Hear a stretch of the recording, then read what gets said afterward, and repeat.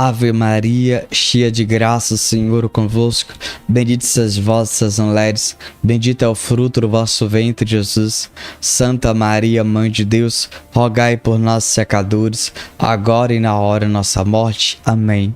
São Padre Pio, intercedei por nós. Olá, caríssimo, paz e bem, Deus abençoe. Sou eu, missionário católico, deficiente visual, Enio Viana. Se você quiser ficar próximo, missionário, me siga pelo Instagram, que vamos colocar na tela a partir de agora. E também está na descrição desse vídeo todas as redes sociais onde você pode interagir com o missionário.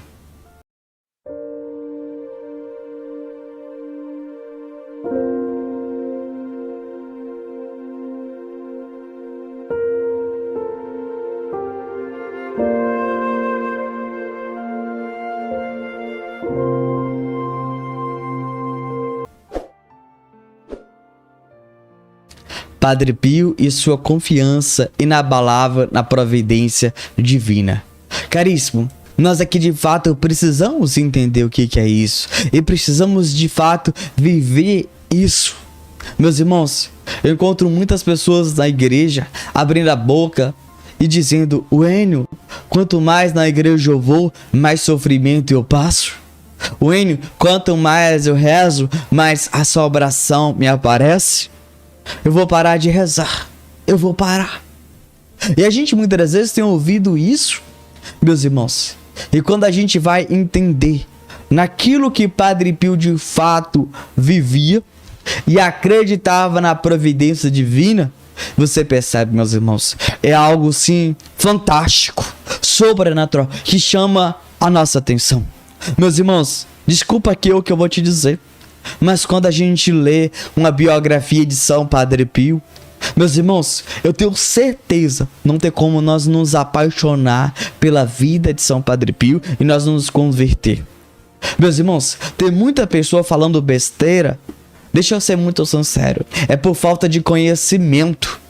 Tem muitas pessoas imaturas aí, porque, infelizmente, me falaram, eu acho, eu penso, e tem falado muita besteira. Quando você olha para um legado de um santo, quando você olha para o legado de Nossa Senhora, de São José, você percebe, meus irmãos, uma confiança. Mas aqui, meu irmão, está um detalhe.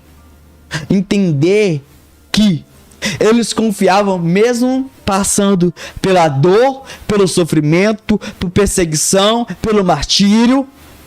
Eles continuavam confiando no Senhor. E aqui, meus irmãos, nós precisamos olhar para a atitude de Padre Pio, sendo perseguido e batendo no peito. Eu também quero imitá-lo, Padre Pio. Eu também quero ser Padre Pio. Entende? É o que está faltando no meio de nós. Porque tem muita gente abrindo a boca e berrando. Como assim, Enio? Me explica. Calma. Calma que a gente só está conversando. Calma que a pregação só está iniciando, meu irmão. Ela foi feita para você e para mim também. Meus irmãos, Padre Pio. Por que nós falamos tanto de Padre Pio? Meus irmãos, ele já foi levado na galeria dos heróis. Ele já é santo. Ele já é exemplo para nós. Nós só podemos olhar para ele e imitar. Nele nós vamos encontrar virtudes. Nós vamos encontrar e ver que ele era cheio do Santo Espírito de Deus. Que era um homem cheio de dons. Meus irmãos, e é por isso que eu tenho falado tanto de Padre Pio. Por isso que eu tenho lido suas biografias. Eu tenho cada vez mais te admirado. Tenho pedido sua doce intercessão e pedido que ele venha me aconselhar durante o nosso dia a dia. Por que, Enio? Porque você percebe em Padre Pio tudo aquilo que eu falei. Mas aqui eu quero te dizer uma coisa. Entenda uma coisa. Os santos são nossos amigos, que de fato intercede, mas além de interceder, ele nos ajuda. Nós muitas das vezes tratamos eles como um amuleto. Não. Mas é para que de fato eles me ajudem a alcançar essa confiança como eles também conseguiram. Meus irmãos, a confiança que Padre Pio tinha no Senhor, meus irmãos, era tamanha. Mas aqui existe um grande detalhe. Ele entendia, ele compreendia o projeto de Deus na vida dele. A gente poderia dizer quantas vezes Padre Pio saía com o olho roxo, saía todo machucado, Pessoas ouviam barulho no seu quarto. Mas ali, meus irmãos, Padre Pio, no momento, ele decidiu pegar, desculpa a expressão, pegar suas roupas e dizer: eu vou embora, não quero mais ser frade, não, eu não vou ficar aqui mais nesse convento, eu vou embora, não quero saber mais disso não. Mas ele sabia que daquela surra que o Barba Azul estava chibatando nele, Deus ia tirar algo maior e melhor na vida dele. Meus irmãos, nós temos que entender isso para nossa vida no dia de hoje. Preste atenção que eu vou te explicar aqui uma coisa para vocês aqui. Meus irmãos, todos nós iremos morrer. Isso é um fato. Nós precisamos entender uma coisa. Talvez você vai morrer por doença. Talvez você vai morrer por velhice. Talvez você vai morrer de forma trágica. Mas nós iremos morrer. Mas entenda uma coisa aqui. Presta atenção aqui. Toda morte, ela será trágica. Entenda uma coisa aqui. Porque nenhuma morte, ela é considerada boa. Mas, entenda a coisa. Após a morte, vem algo bom. Exatamente. E muitos de nós temos medo da morte. Padre Pio sabia do dia da sua morte. E ele se preparou, ele começou a pedir a intercessão de São José. Não sei se você sabe, mas aqui eu estou trazendo esse fato. Ele se recolheu, ele pediu a intercessão de São José para ter uma boa morte. Mas ele não ficou preocupado, porque ele sabia que ali a vida dele não acabava, mas continuaria. E ele tirava um bem maior. Meus irmãos, deixa eu te dizer uma coisa aqui.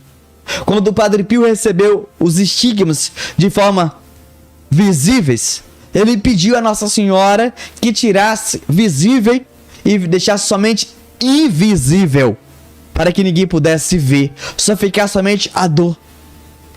Meus irmãos, se fosse eu e você, nós abrimos a boca berrando e dizendo: Senhor, se tu me ama, tira essa dor de mim, eu não quero mais isso, eu agora não quero isso pra minha vida.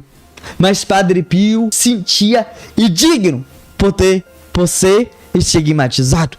Ele escondia devido à sua humildade, porque ele sabia que a paixão do Senhor era um caminho, um meio de santificação. Ele sabia disso. Meus irmãos, aqui nós temos que entender uma coisa. O próprio Padre Pio dizia, ele ficava no confessionário pela manhã e pela tarde. E ele dizia: eu não vou dar bala doce para aquela pessoa que precisa de purgante. Meus irmãos, Padre Pio sabia que da forma que ele estava agindo, exortando, ele sabia que daquela forma que ele agia, ia tirar um bem maior. E o penitente ia vir melhor. Ele ia retornar de uma certa forma, como Enio. Ele viria arrependido dos seus pecados e com um desejo imenso de se conversar e de buscar uma vida e vida nova em plena abundância. Padre Pio sabia o que ele estava fazendo naquele momento. Meus irmãos, quando ele estava fora, a gente poderíamos nos assustar. Mas Padre Pio sabia o grau do pecado daquela pessoa. E ele sabia que se ele não tratasse a pessoa daquele jeito, a pessoa não iria mudar. Meus irmãos, tem um fato, talvez eu possa estar repetindo para vocês, mas isso é bom pra gente lembrar. Tinha um barbeiro que dizia para Padre Pio: Padre Pio, eu não vou na missa domingo porque eu tenho que abrir a barbearia. Padre Pio, saia daqui, seu porco. E ele foi. E ele voltou arrependido. E ele começou a fechar a barbearia na hora da Santa Missa. E após a missa, ele abria a sua barbearia. Precisou Padre Pio chamar sua atenção? Sim. Foi necessário? Sim. Meus irmãos, nós temos que entender isso para a nossa vida. Nós iremos passar? Sim. Mas entenda uma coisa aqui, meus irmãos. Nós precisamos entender uma coisa. Deus tem um chamado para cada um de nós, tem. Deus ama cada um de nós, sim. Deus vai chamando. Só que tem momentos que muitas das vezes nós somos cabeça dura. Nós não queremos de fato vir obedecer ao chamado e dar um sim verdadeiro e autêntico. E aí o Senhor, ele permite. Mas por quê? Nos ama, porque ele nos quer no céu, no paraíso, e daquilo que ele permite, talvez uma enfermidade, talvez um problema, mas para essa situação, ele tira um bem maior, para que você possa rezar e retornar para a Santa Igreja Católica, Apostólica, Romana, para que você possa se converter e ser de Deus. Meus irmãos, quando a gente olha para essa temática de Padre Pio, de olhar para o penitente, para olhar para o fiel e ver nele que há uma chance, que há uma possibilidade da pessoa se converter, ele via ali a providência divina. E aqui, meus irmãos, está um grande detalhe. Quantas das vezes a gente reza? Vamos aqui primeiro falar para as famílias. Existe um cônjuge que reza, existe uma pessoa que reza pelo seu cônjuge, mas infelizmente não acredita na providência de Deus, na providência divina.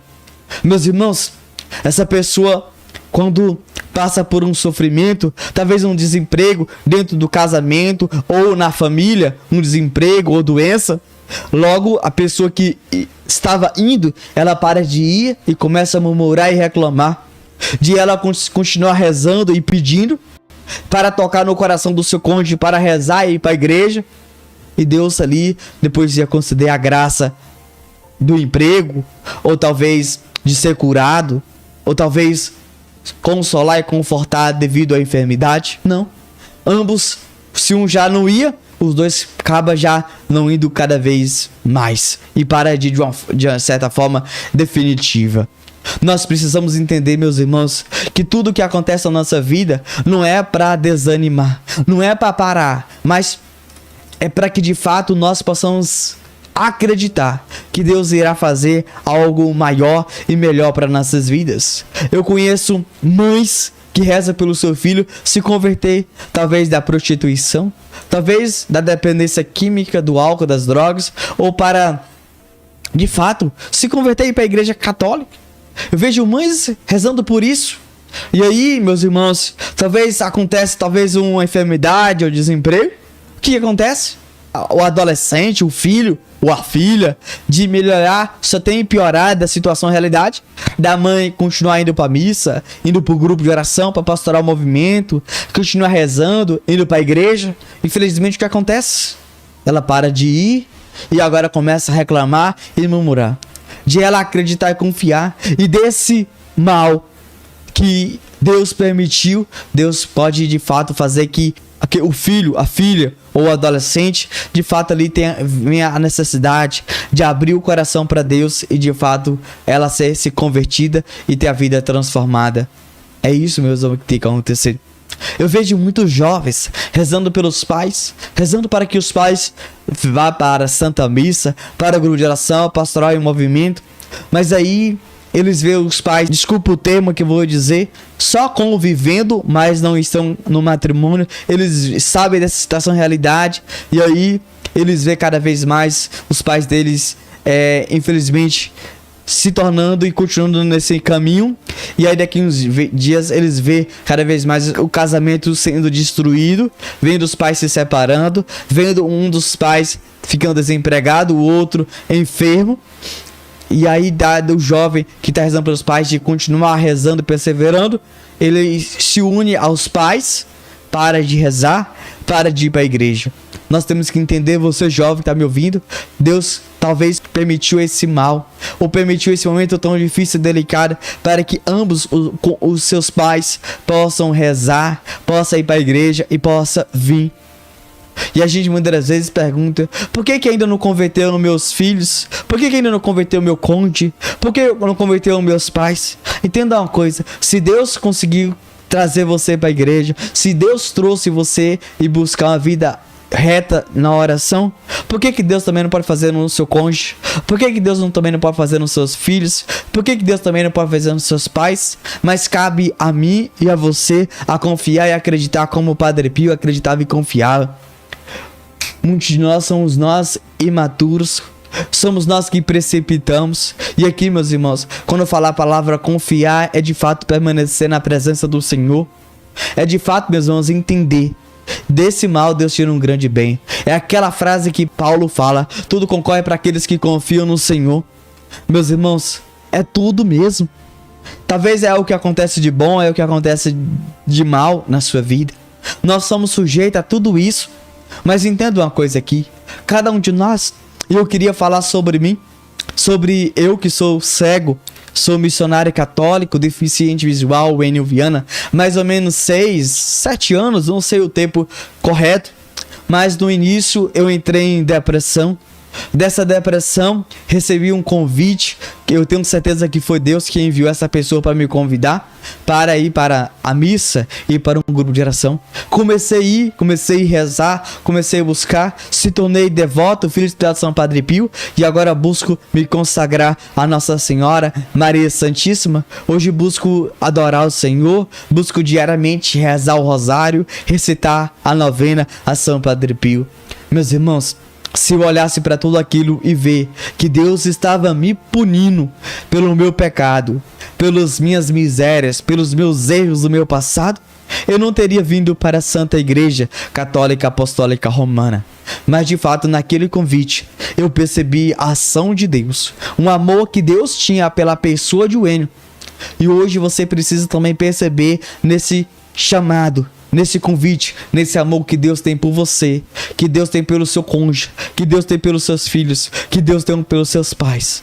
Meus irmãos, entenda a coisa. Deus vive no Kairos, não no Cronos. Nós precisamos de fato entender isso. É acreditar e confiar, como o Padre Pio confiava e sabia que Deus estava tocando no coração deles. E Padre Pio, antes de falar aquilo, o Padre Pio rezava.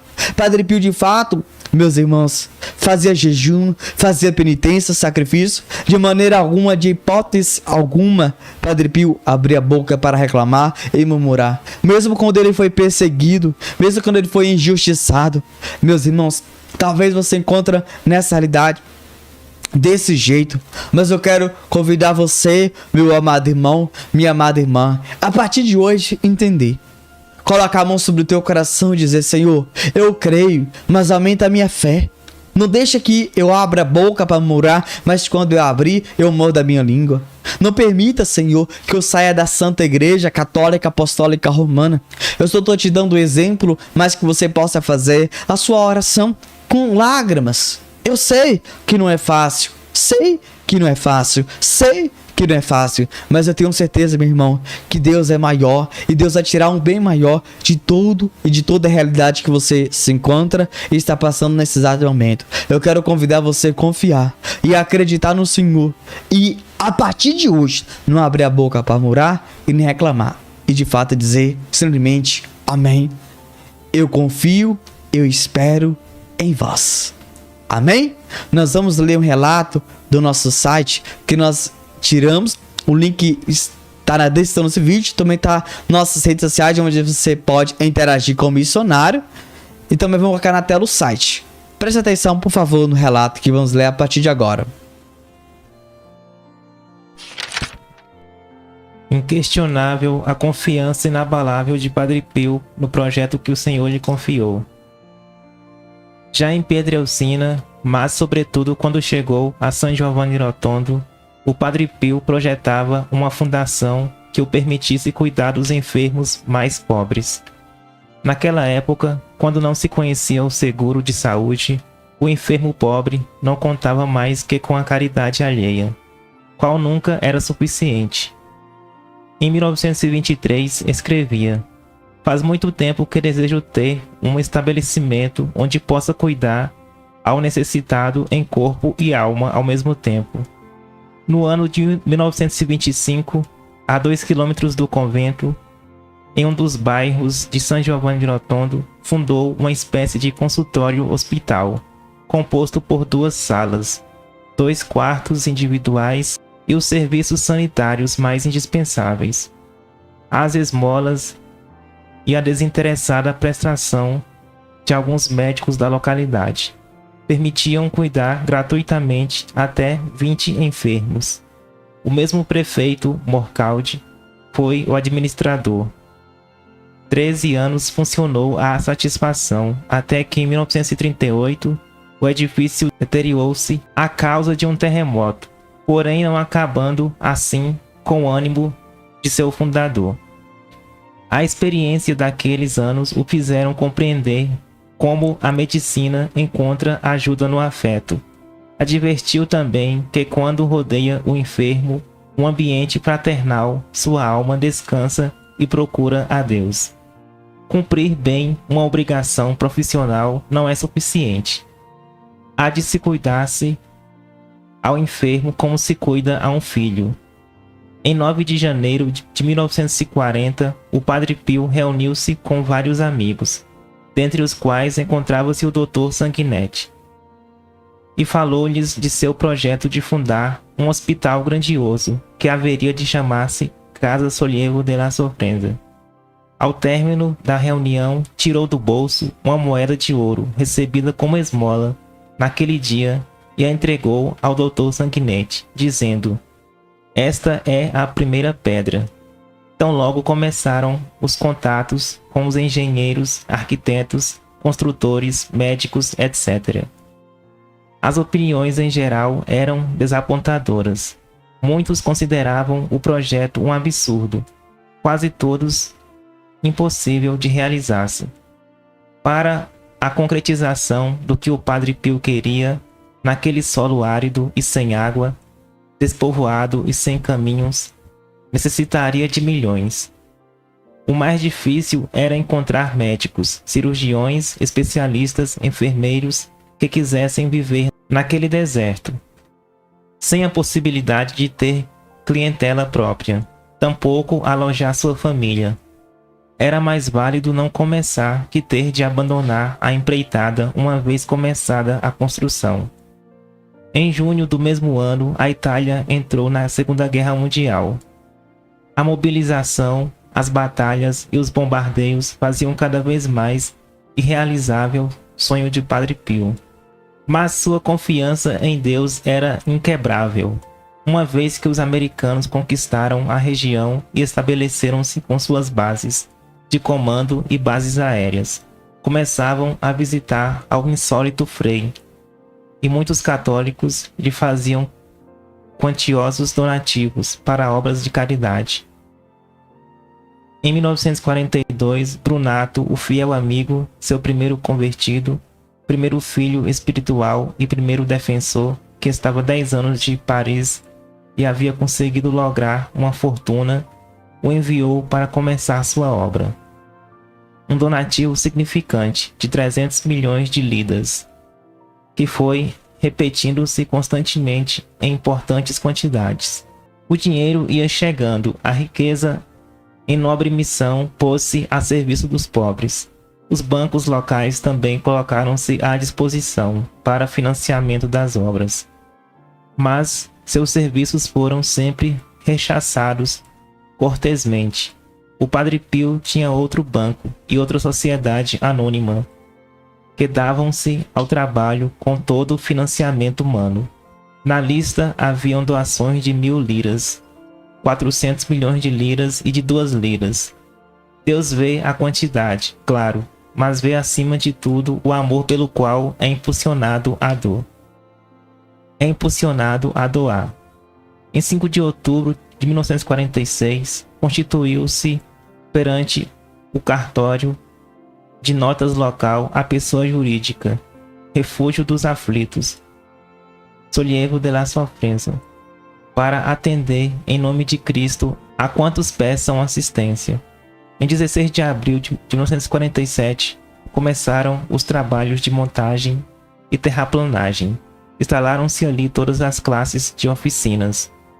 Geraram ali mesmo a energia elétrica necessária. Fizeram a condução de água ao mesmo tempo que prepararam as cisternas para o proveito das águas das chuvas. Mais de 300 homens especialistas estiveram empregados ao longo de 9 anos. Construíram um hospital que, conforme os desejos de seu fundador, é ao mesmo tempo a casa dos pobres e o templo da caridade. O Dr. Sanguinetti, o homem de confiança, o braço direito do Padre Pio, com sua fidelidade louvável, sua constância e a toda prova, sua retidão exemplar e sua habilidade diplomática, ia resolvendo dificuldades de toda ordem, ia fazendo frente aos gastos do dia a dia.